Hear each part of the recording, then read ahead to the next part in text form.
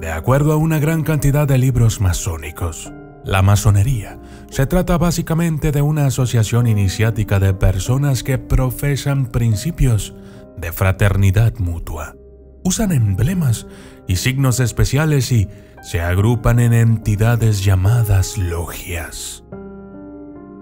Sin embargo, desde hace mucho tiempo y en repetidas ocasiones, este movimiento se ha visto envuelto en un ambiente de misterio, escándalos e incluso se les ha acusado de poseer cierta influencia a escala global sobre algo conocido como el nuevo orden mundial. Pero todo esto son solo rumores, y ciertamente nada de esto ha sido comprobado hasta hoy. Pero si los masones no son villanos que quieren controlar al mundo, entonces, ¿qué son los masones? ¿Para qué existen? ¿Cuáles son sus objetivos? Yo soy el documentalista, y esto es la masonería, religión y ocultismo. Desde las sombras hasta la luz, desde el misterio y la intriga, tocando temas tabú. Y descubrí en medio de la terquedad que existen mundos paralelos. Y a través de mis errores conocí la humildad, haciendo un pacto con el cielo. Yo soy el documentalista. Existe una antigua oración masónica que describe perfectamente lo que es la masonería. Elevar y libertar a las conciencias, conducir a los hombres desde las tinieblas de la ignorancia y de la ilusión a la luz de la verdad, desde el vicio a la virtud, desde la esclavitud de la materia a la libertad del espíritu.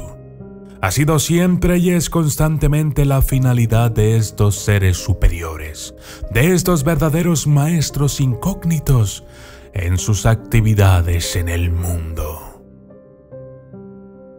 Los masones son principalmente una orden fraternal y, en contra de las teorías de la conspiración, la masonería no es religiosa ni particularmente clandestina. Los miembros se unen con el propósito de socializar y establecer contactos. Y la propia organización expresa comúnmente que su propósito es hacer mejores a los hombres buenos. Sistemas de iniciación, grados masónicos y órdenes avanzadas. El proceso de iniciación en una logia masónica se conoce como una serie de grados. Los grados masónicos reflejan el desarrollo personal y moral. Los rituales involucrados en la obtención de estos grados reflejan ese desarrollo y comunican la información asociada a través de la alegoría y el simbolismo. Estas alegorías y símbolos, como la venda de los ojos, han dado lugar a todo tipo de acusaciones por parte de los no iniciados. Los rumores son infundados y hoy en día se pueden encontrar fuentes de información legítimas, a menudo publicadas por los propios masones, sobre las ceremonias y alegorías utilizadas en cada logia. Los símbolos de cualquier sistema de creencias solo tienen sentido dentro de este sistema. Para un cristiano, por ejemplo, la cruz es un símbolo del sacrificio de Jesús y de la redención que hace posible. Pero para un no cristiano, la cruz es un instrumento de ejecución tortuoso utilizado por los romanos. Hablando con propiedad, la masonería solo tiene 3 grados de iniciación: aprendiz, compañero de oficio y maestro masón. Los grados que superan el tercero son conferidos por otras organizaciones que están relacionadas, pero son totalmente independientes. Por ejemplo, en el rito escocés, los grados van de 4 a 33. Entre más alto sea el grado de un masón, significa que más elevado es su conocimiento y su nivel espiritual. Existen algunos mitos que cuentan que entre los maestros masones existen todavía mayores rangos, los cuales son un completo misterio incluso para la mayoría de los iniciados. Sociedades secretas.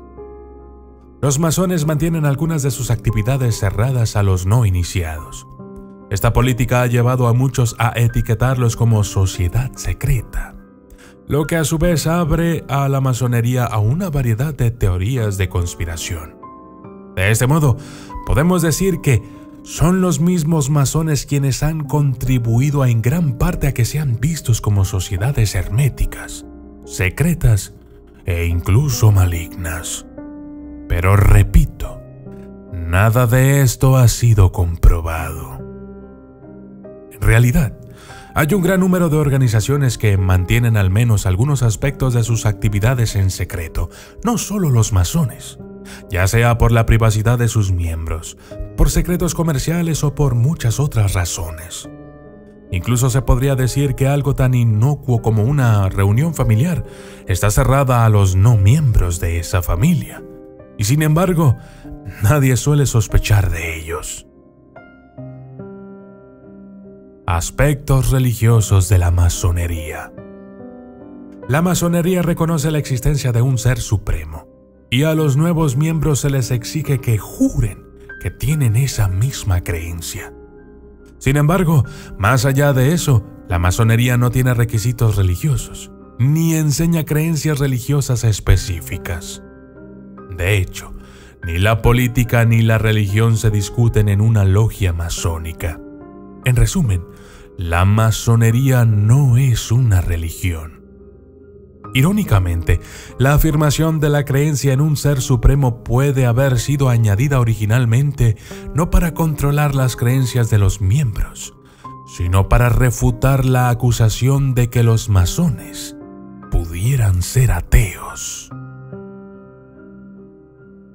Varios escritores antimasónicos han hecho una variedad de afirmaciones a lo largo de los años sobre supuestas creencias religiosas que se enseñan dentro de la masonería, generalmente solo en los niveles más altos.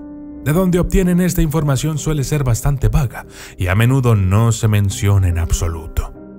El hecho de que tales acusaciones solo se dirijan a los grados más altos de la masonería hace imposible que un lector promedio pueda rebatir tales afirmaciones. Este es un sello común de una teoría de la conspiración. El engaño de Taxil.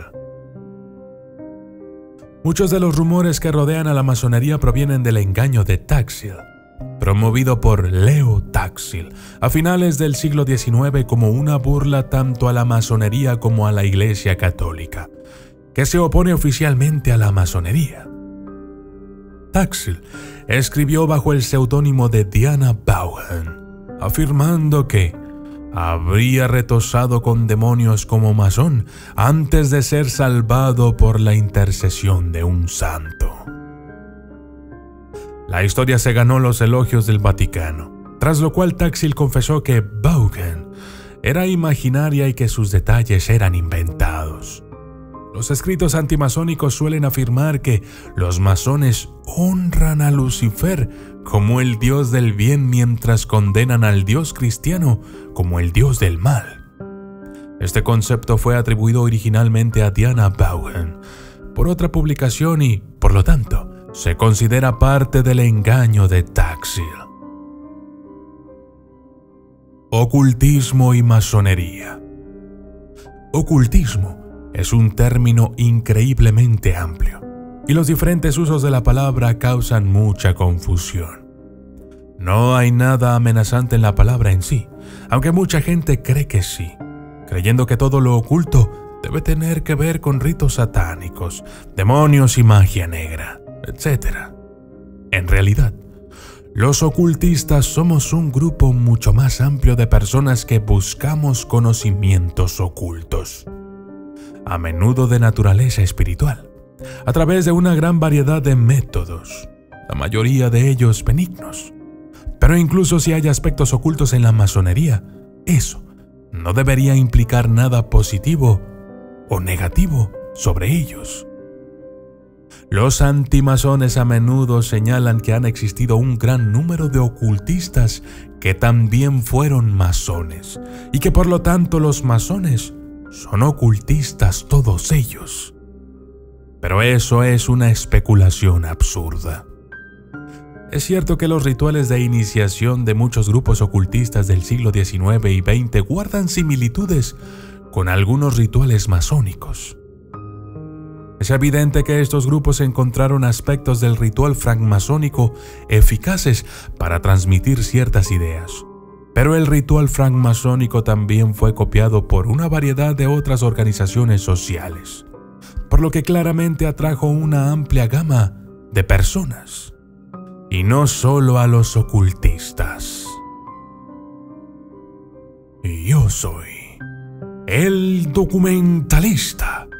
Y esto fue la masonería, religión y ocultismo.